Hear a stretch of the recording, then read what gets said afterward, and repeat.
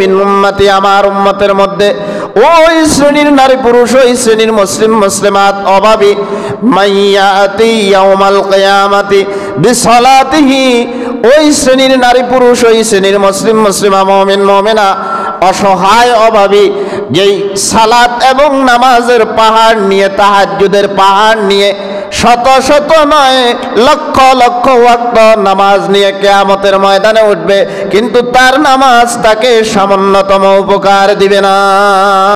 One আবি হুরায়রা রাদিয়াল্লাহু তাআলা আনহু আনহুম ক্বাল قال رسول الله صلى الله عليه وسلم أتدرون ما المفلس। হযরত আবু হুরায়রা রাদিয়াল্লাহু তাআলা আনহু থেকে বর্ণিত, তিনি বলেন পয়গম্বর সাল্লাল্লাহু আলাইহি ওয়াসাল্লাম, রাসূলুল্লাহ সাল্লাল্লাহু আলাইহি ওয়াসাল্লাম আমাদেরকে জিজ্ঞেস করলেন, আমাদেরকে মানে সাহাবীদেরকে, কাদেরকে? হাদিস বুঝেন। আতাদুরুনা মাল মুফলিস, তোমরা কি জানো নিঃস্বকে, হতভাগাকে, দরিদ্রকে, অসহায়কে তোমরা কি এটা জানো কিনা? সাহাবায়ে কেরাম জবাবে বললেন, ক্বালু আল মুফলিসু ইয়া রাসূলুল্লাহ মাল্লা দিরহাম লাহু ওয়ালা মাতাহ। হে রাসূল সাল্লাল্লাহু আলাইহি সাল্লাম, আমরা তো আমাদের মাঝে নিঃস্ব, অভাবী, দরিদ্র, অসহায় ওই ব্যক্তিকে মনে করি মাল্লা দিরহাম লাহু, যার কোনো দুনিয়াতে নগদ অর্থ নাই, টাকা নাই, পয়সা নাই, দিরহাম নাই, ডলার নাই, একে আমরা কি মনে করি? দরিদ্র, অসহায়, অভাবী, নিঃস্ব মনে করি। যার কি নাই, টাকা নাই, পয়সা নাই, দিনার নাই, দিরহাম নাই, ডলার নাই, ওয়ালা মাতা, যার কোনো ভূসম্পত্তি নাই, ভূসম্পত্তি 5 কানি সম্পদ নাই, 10 কানি সম্পদ নাই, 20 ডিসিম সম্পদ নাই, এরে আমরা কি মনে করি? দরিদ্র, অভাবী মনে করি। ক্বালা রাসূলুল্লাহ সাল্লাল্লাহু আলাইহি ওয়াসাল্লাম, রাসূলুল্লাহ সাল্লাল্লাহু আলাইহি ওয়াসাল্লাম বললেন, না, তোমাদের ধারণা ঠিক নয়।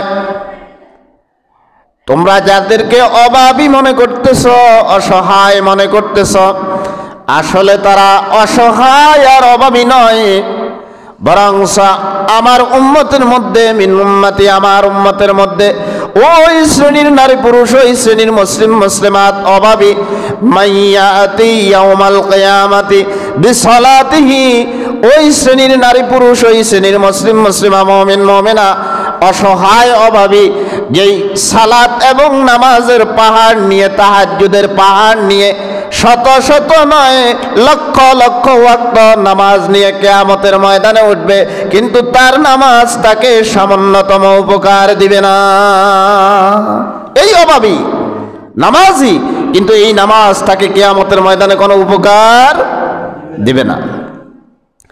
ওয়াসিয়ামিহি, শুধু তার আমল নামায় নামাজের আমল ছিল না, ফরজ নামাজের আমল ছিল না, তাহাজ্জুদের নামাজও ছিল, সাথে শুধু ফরজ রোজারও আমল তার আমল নামায় দুনিয়াতে সেই ফরজ রোজা রাখে নাই, অসংখ্য নফল রোজা রেখেছিল সেই, কিন্তু এই রোজা কিয়ামতের ময়দানে তার কোনো উপকার দিবে না, উপকার সেই পাবে না। ওয়া যাকাতিহি, এবং তার বছরান্তে একবার যাকাতের আমলও আছে। তাহলে এই লোকটার আমল নামায় কি আছে? 1 নম্বরে যেরকম, আরে নামাজ কি আছে? নামাজের ভিতরে তাহাজ্জুদ আছে। 2 নম্বরে কি আছে? রোজা, ফরজ রোজার সাথে কি আছে? নফল রোজা আছে। 3 নম্বরে যাকাত, ফরজ যাকাতের সাথে সাথে সমাজের লোকদেরকে সেই দান খয়রাত করত, এটাও তার আমলনামায় আছে। আচ্ছা, আল্লাহ ওয়ায়াতি কদ শাতামা হাযা, কিন্তু তার আমলনামায় নামাজের আমল থাকা সত্ত্বেও, রোজার আমল থাকা সত্ত্বেও, তাহাজ্জুদের আমল থাকা সত্ত্বেও, যাকাতের আমল থাকা সত্ত্বেও তার আমলনামায় অন্যকে গালি দেওয়ার বদ আমলও আছে, বদ আমলও আছে, অন্যের সাথে খারাপ আচরণ করার বদ আমলও তার আমলনামায়। আল্লাহ আমাকে আমল করার তৌফিক দান করুক, আল্লাহ আমাদের জবানকে হেফাজত করার তৌফিক দান করুক। আল্লাহ ওয়ায়াতে কদ শাতামা হাযা, তার আমলনামায় বদ আমল কি আছে? গালির আমল আছে। আমাদের সমাজে কথা বলার ক্ষেত্রে, ঝগড়ার করার ক্ষেত্রে অনেক মানুষ আছে, এবং কি অধিকাংশ মানুষ আছে মুখ খারাপ করে। এরকম আছে কি নাই? মুখ খারাপ করে, গালিগালাজ করে। এই শ্রেণীর লোকের সংখ্যা কম না বেশি? জোরে কোন, কম না বেশি?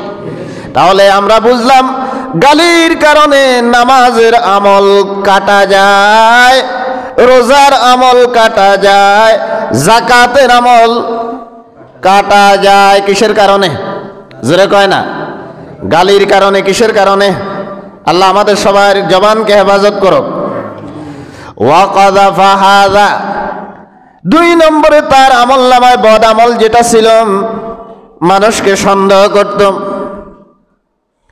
মানুষকে সন্দেহ করত। কেউ কারো ঘরের পাশ দিয়ে হেঁটে যাওয়ার সেই সন্দেহ করত, সে জানি তার ঘরে উকি মেরেছে, অথবা কেউ কারো বাড়িতে গিয়েছে তার বিপক্ষে একটা অপবাদ দিয়েছে। জেনার অপবাদ হতে পারে, অবৈধ কোনো ঘটনার অপবাদ হতে পারে। তাহলে বুঝলাম অপবাদ দেওয়ার কারণেও নামাজের আমল কি যায়? কাটা যায়। রোজার আমলও কাটা যায়, হজের আমলও কাটা যায়, যাকাতের আমলও। আমি বুঝি না, এত কষ্ট করে নামাজ পড়ার পরেও নামাজি কেমনে অন্যের সমালোচনা করে? আমার দরকার কি? আমার নামাজ তো তারে দিব। ওরে বুঝেও না, রাসূলের বুঝানি বুঝছেননি? এগুলা আমার কথা নয়, এটা কার কথা? নবীর কথা, আল্লাহর নবীর কথা। তাহলে নামাজে গালিতে নামাজের আমল, জোরে কয় না, কাটা যায়। রোজার আমল কাটা যায়, যাকাতের আমল কাটা যায়। অপবাদ, কাউকে অপবাদ দিচ্ছেন, অপবাদে নেক আমল কাটা যায়। এরপরে রাসূলুল্লাহ বলেন ওয়া আকালা মালা হাযা, 2 নম্বর, 3 নম্বর, ওয়া আকালা মালা হাযা, অন্যের সম্পদ সেই জবরদখল করেছে। তাহলে কি বুঝলেন? অন্যের সম্পদ দখলের কারণে তাহাজ্জুদের আমল, কথা কয় না, কাটা যায়। রোজার আমল কাটা যায়, হজের আমল কাটা যায়। আল্লাহ ওয়া কালামা লাযা ওয়া সাফাকা দামা হাযা, নিজের শক্তি ছিল, নিজের ক্ষমতা ছিল, সমাজে একটা নিজের প্রভাব ছিল, এজন্য দুর্বলের উপর আঘাত করে তার নাক ফাটিয়ে দিয়েছে, নাক থেকে রক্ত প্রবাহিত করেছে, দাঁত ফেলে দিয়েছে, দাঁত থেকে মুখ থেকে রক্ত প্রবাহিত করেছে। এই যে দুনিয়াতে দুর্বলের প্রতি জুলুম করার কারণে নামাজের আমল কাটা যাবে, রোজাদারের রোজার আমল কাটা যাবে, হজ করনেওয়ালার হজের আমল কাটা যাবে, যাকাত দেনেওয়ালার যাকাতের আমল কাটা যাবে। আল্লাহ আমাদেরকে বুঝার তৌফিক দান করুন। এখন এই আমল কাটিয়ে কি করবে? দেখেন কিয়ামতের ময়দানে আল্লাহ রাব্বুল আলামিন, কিয়ামতের ময়দানে আল্লাহ রাব্বুল আলামিন ফায়াকুদু, তাকে বসার জন্য বলবেন। নামাজিকে, কাকে? কথা কয় না, কাকে? ফায়াকুদু, নামাজি বসে যাবে। রব্বুল আলামিন বলবেন, ও নামাজি, তোমার নামাজের আমল তো ছিল, সাথে তাহাজ্জুদের আমলও ছিল। নামাজি, তুমি যে অমুককে গালি দিয়েছ, এজন্য আজকে হাসরের ময়দানে অন্য কোনো লেনদেন হবে না, তোমার নামাজ থেকে তার আমল নামায় ওই সওয়াবগুলো দিয়ে দেওয়া হবে। নামাজ পড়ছেন আপনি, আপনার নামাজ আরেকজনকে গালি দেওয়ার কারণে আপনার নামাজের সওয়াব কে ফার? যারে গালি দিছেন সে ফার, যারে গালি দিছেন। তাহলে গালিকেও যদি গালি দেয়, গালি দেওয়ার পরে যদি যাকে গালি দেওয়া হয়েছে সেই সবর ধরলে লাভ না ক্ষতি? কথা কয় না। যদি কাউকে গালি দেওয়া হচ্ছে, যাকে গালি দেওয়া হচ্ছে তিনি শপথ ধরলেন, তার লাভ না ক্ষতি? হ্যাঁ, বুঝিয়েন তার কি লাভ। রব্বুল আলামিন বলবেন, ওই যে অমুককে অপবাদ দিয়েছিল, খতিব সাহেবকে, ইমাম সাহেবকে, মসজিদ কমিটির দায়িত্বশীল কাউকে অথবা সাধারণ মুসল্লি কাউকে, অমুকের দরজার পাশ দিয়ে হেঁটে যাচ্ছে, তুমি অপবাদ দিয়েছো যে তার ওয়াইফের ঘর থেকে, বন্ধুর বাসা থেকে বের হয়েছে, এরকম অপবাদ দিয়েছো। কেন তুমি দুনিয়াতে অপবাদ দিয়েছিলে? তোমার নামাজের আমল, যাকাতের আমল, হজের আমল, নেক আমলগুলো তার আমল নামায় দিয়ে দেব। নাউজুবিল্লাহ। অপবাদ দিছে ওনাকে, কিন্তু উনি চুপ ছিল, সবর করেছে। আল্লাহ কিয়ামতের দিন যিনি অপবাদ দিয়েছেন তার নেক আমলের সওয়াব কাকে দিবেন? যার বিরুদ্ধে অপবাদ দেওয়া হয়েছে তাকে দিবেন, যার বিরুদ্ধে অপবাদ দেওয়া হয়েছে তাকে দিবেন। এরপর আল্লাহ রাব্বুল আলামিন, আমি আরো আগে হাদিস শুনিয়েছিলাম, রাসূলুল্লাহ বলেন, দুনিয়াতে কেউ অন্যায়ভাবে যদি কারো এক বিঘত জায়গা দখল করে, কিয়ামতের ময়দানে তার গলার ভিতরে আল্লাহ রাব্বুল আলামিন 7টা জমিনের ভার সমপরিমাণ মাটিকে হার বানিয়ে তার গলায় ঝুরিয়ে দেওয়া হবে। নাউজুবিল্লাহ। জায়গা দখল করছে কয় বিঘাত? জোরে কয় না। জায়গা দখল কয় বিঘাত? শাস্তি কতটুকু? সারা পৃথিবীর মতো একটা মাটি সমপরিমাণকে কি বানানো হবে?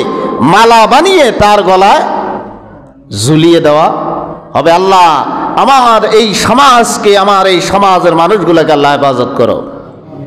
তাহলে যার জায়গা দখল করা হয়েছিল তাকে কিয়ামতের ময়দানে, উনি জায়গা দখল করিয়া হজ করছেন, এরকম মানুষ মনে হয় নাই? কথা কয় না? নাই। বাংলাদেশে মনে হয় নাই? আছে কি নাই? তাহলে হজ করলো, যাকাতও দিল, ভালো ভালো আমলও করলো, মগর কিয়ামতের দিন তার আমল, তার নামাজ, তার রোজা, তার হজ, তার যাকাত ন্যূনতম উপকার পাবে না, উপকার দিবে না। বরংস তার নেক আমলগুলোকে আল্লাহ রাব্বুল আলামিন ওই শ্রেণীর মানুষগুলোকে বন্টন করিয়া দিবেন। গালি দিছেন, আমল কাটা, আপনার আমল যারা গালি দিছেন তারে দিব। হ্যাঁ, আরেকজনের সোবাট দিছেন, আমল কাটা, সে ধৈর্য ধারণ করছে, আপনার আমল তারে দিব। আরেকজনের মাল মারি দিছেন, টাকা মারি দিছেন, তার আমলটা আপনার, তার বদ আমল রাখি আল্লাহ পাক আপনার নামাজের আমল তারে দিবে। এক সময় দিতে দিতে ওই লোকটা কি হয়ে যাবে? নিঃস্ব। তাহলে নিশ্চয়ই কোন ব্যক্তি? যার নামাজ আসিল দুনিয়াতে, রোজা আসিল, হজ আসিল, যাকাত আসিল, ভালো ভালো কাজগুলো ছিল, কিন্তু কিছু অপকর্মের কারণে তার আমলটা কাটিয়া যাদের বিরুদ্ধে এই কাজগুলো করা হয়েছিল তাদেরকে দিয়ে দেওয়া হবে। সেই কিয়ামতের দিন নিঃস্ব, রিক্ত হস্ত হয়ে যাবে। রব্বুল আলামিন বলবেন তাকে জাহান্নামে নিয়ে যাও। আল্লাহ আমাদেরকে বদ আমলগুলো থেকে হেফাজত করার তৌফিক দান করুন। আমি